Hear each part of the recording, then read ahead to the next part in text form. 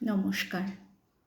আজকে এমনই একটি কবিতা, কবিগুরুর লেখা, খুবই সুন্দর একটি কবিতা। তোমার শঙ্খ ধুলায় পড়ে কেমন করে শৈব, বাতাস আলো গেল মোরে, এ কি রে দুর্দৈব।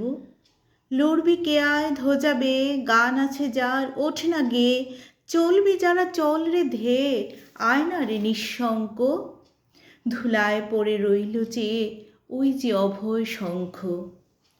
চলেছিলেম পূজার ঘরে সাজিয়ে ফুলের অর্ঘ্য, খুঁজে সারা দিনের পরে কোথায় শান্তি স্বর্গ।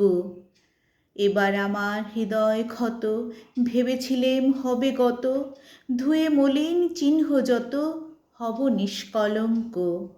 পথে দেখি ধুলায় নত তোমার মহাশঙ্খ।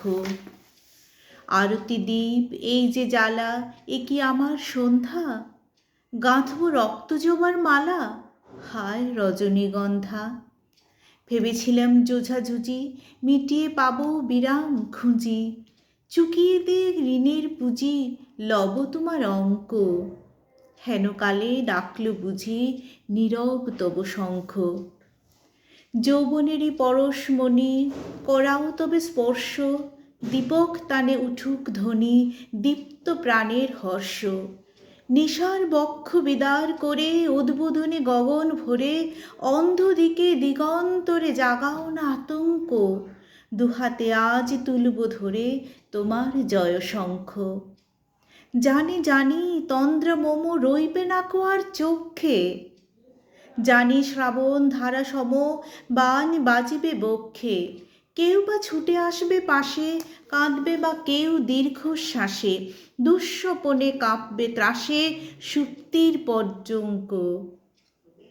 বাজবে যে আজ মহা উল্লাসে তোমার মহাশঙ্খ।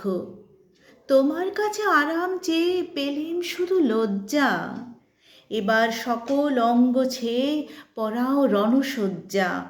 ব্যাঘাত আসুক নব নব, আঘাত খেয়ে অচল রব, বক্ষে আমার দুঃখে তব বাজবে জয় ডঙ্ক। দেব সকল শক্তি, লব অভয় তব শঙ্খ। কি অপূর্ব সুন্দর না? শুনুন, ভালো লাগবে। আর আমাকে জানাবেন প্লিজ কমেন্ট করে কেমন লাগছে আর কি কি পড়বো এইসব। আজ আসি, টাটা।